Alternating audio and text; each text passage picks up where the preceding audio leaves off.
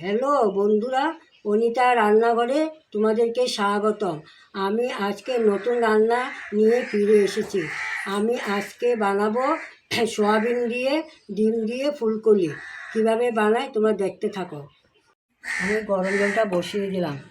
এইখানে আমি 2টা আলু টম করে কেটে সুন্দর করে ধুয়ে পরিষ্কার করে নিলাম। এটা আমার আলুটা বয়েল করতে হবে, 5 মিনিট লাগবে।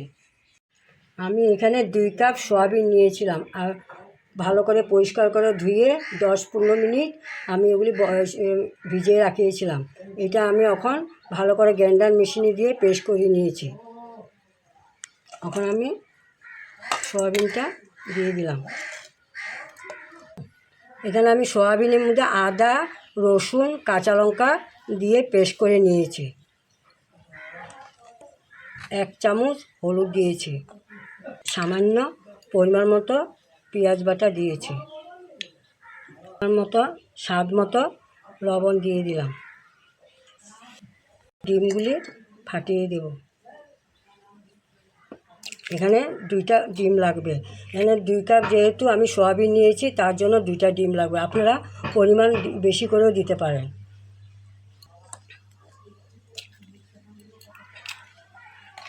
এখন আমি এগুলি ভালো করে মেখে নেব। এখন 10 মিনিট রেখে দেব।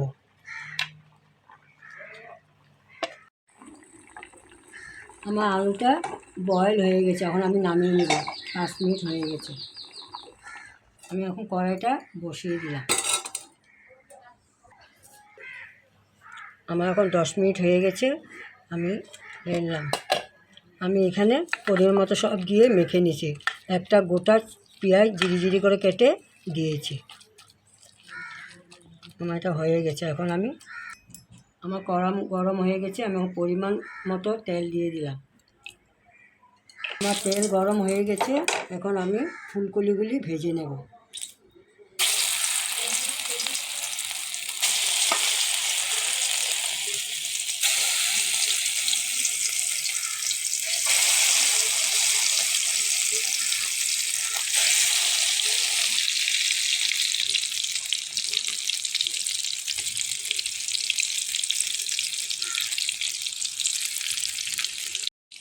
আমার ফুলকলি এক থেকে হয়ে গেছে একদিকে, আর আরেকদিকে আমি ভালো করে ভেজে নেব।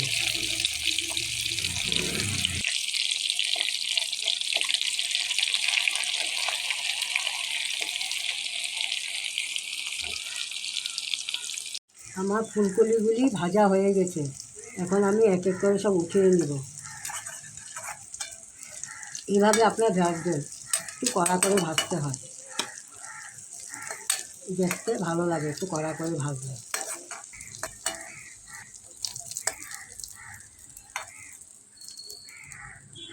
সবগুলি আবার ভেজে নেব।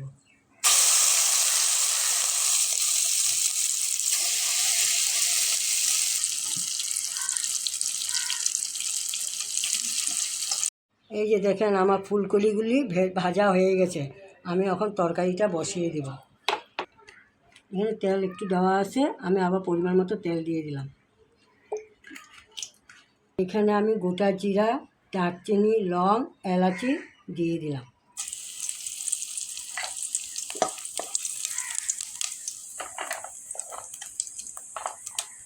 দুইটা তেজপাতা দিয়ে দিলাম।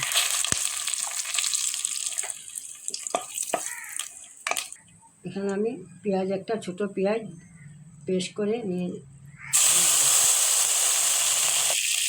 কাঁচা লঙ্কা 3-4টা দুটা পেস্ট করে দিয়ে দিলাম।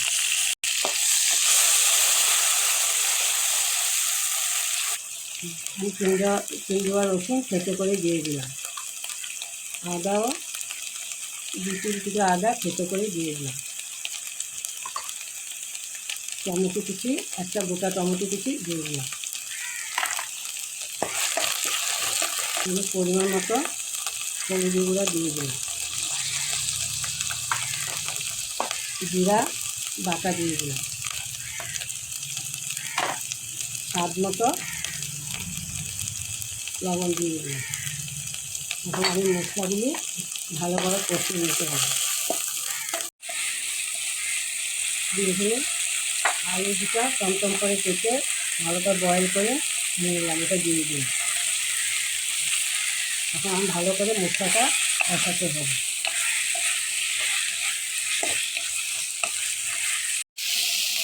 মশলাটা কষা হয়ে গেছে, একটু মশলা বাটা বাটির ধোয়ার জলটা আমি দিয়ে দিলাম।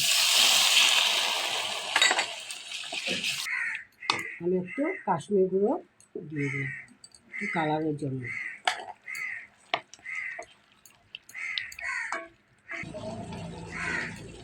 একটু কাশ্মীর কেন মশলাটা আর আলুটার লোকে মিশতে হবে। আমার তরকারিটা হয়ে গেছে, এখন আমি ফুলকপিগুলি দিয়ে দেবো।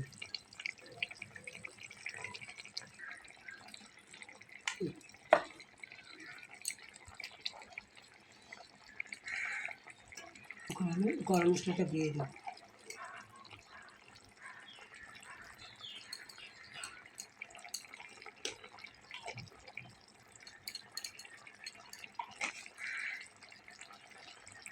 ঘিও দিতে পারেন, কিন্তু আমি আজকে ঘি দিইনি।